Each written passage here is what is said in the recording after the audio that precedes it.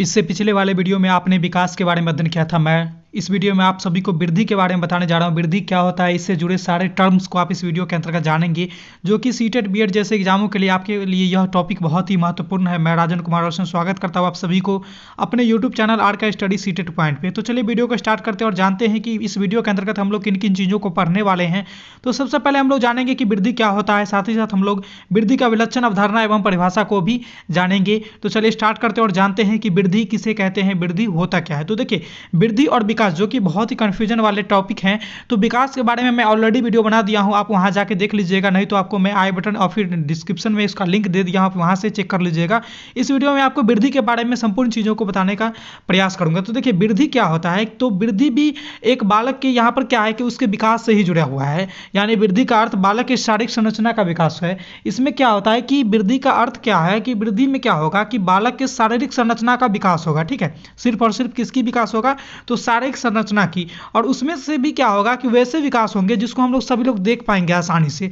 ठीक है, तो देखिए क्या हो रहा है कि कोई बच्चा छोटे से बड़ा हो रहा है धीरे धीरे, कोई बालक है जो छोटे से धीरे धीरे वृद्धि कर रहा है, बड़ा हो रहा है। तो ये जो इसका विकास है, यह इसका शारीरिक विकास है। देखिए यहाँ पे ये छोटा है, फिर उससे बड़ा हुआ, फिर उससे बड़ा है, फिर उससे बड़ा, यानी कि एक स्टेज के बाद वो क्या है कि एक अवस्था को प्राप्त कर लेगा जिसके बाद उसकी वृद्धि रुक जाती है।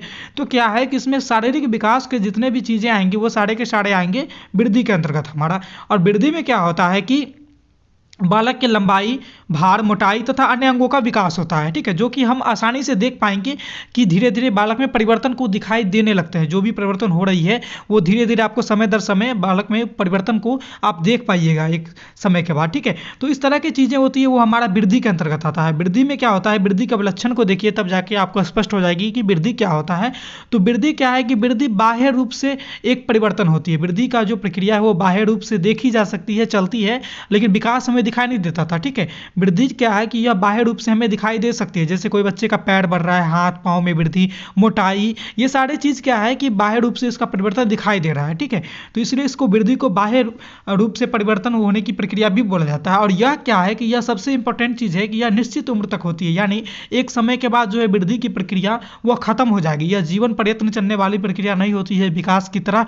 यह एक समय के बाद, एक निश्चित उम्र के बाद क्या है कि यह जो प्रक्रिया है रुक जाती है, थम जाती है, तथा भौतिक पहलू में ही संभव होता है। ठीक है, यह एक समय के बाद रुक जाएगी तथा क्या है कि भौतिक पहलू में ही यह संभव हो पाता है। यह हमारा वृद्धि का अभिलक्षण था। आगे इसके अभिलक्षण के बारे में और भी बात करें तो बालकों के विकास में वृद्धि शब्द का प्रयोग परिणात्मक परिवर्तन के लिए किया जाता है, जैसे बच्चे के बड़े होने के साथ साथ उसके आकार, लंबाई इत्यादि के लिए होता है। परिणात्मक और गुणात्मक दो तरह के परिवर्तन होते हैं, जिसको मैंने पिछले वाले वीडियो में भी डिस्कस किया था।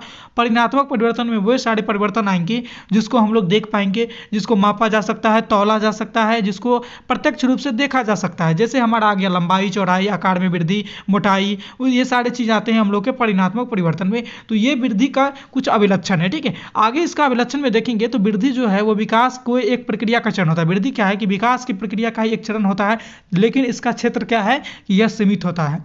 जैसे कोई बच्चे का शारीरिक विकास कहाँ से कहाँ तक होता है, तो वो जन्म से लेकर के उसका कहाँ तक होगा, तो बहुत ज़्यादा होगा। तो क्या किशोरावस्था के एंड तक बच्चे के शारीरिक विकास होते रहता है। यानी हम कह सकते हैं कि जन्म से लेकर के 0 से लेकर के 18-20 साल की उम्र तक क्या है कि बच्चे में विकास की वृद्धि की प्रक्रिया होती है। ठीक है, इसका एक क्षेत्र सीमित होता है कि एक समय के बाद क्या है कि वृद्धि रुक जाती है, लेकिन विकास रुकता नहीं था, वो जीवन पर्यंत चलने वाली प्रक्रिया थी, वो कभी भी थमता नहीं था।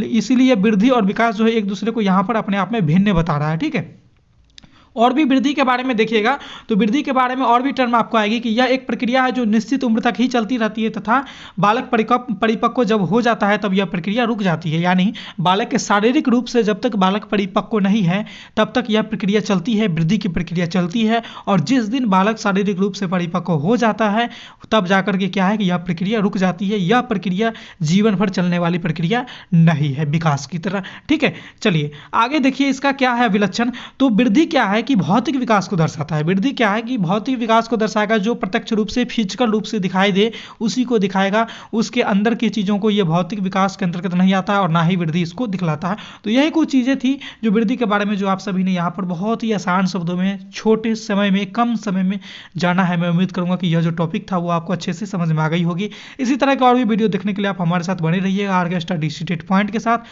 आज की इस वीडियो में बस इतना ही था, फिर मिलते हैं अगले वीडियो में नए टॉपिक के साथ। तब तक ले देखते रहिए आर के स्टडी सीटेट पॉइंट को। धन्यवाद।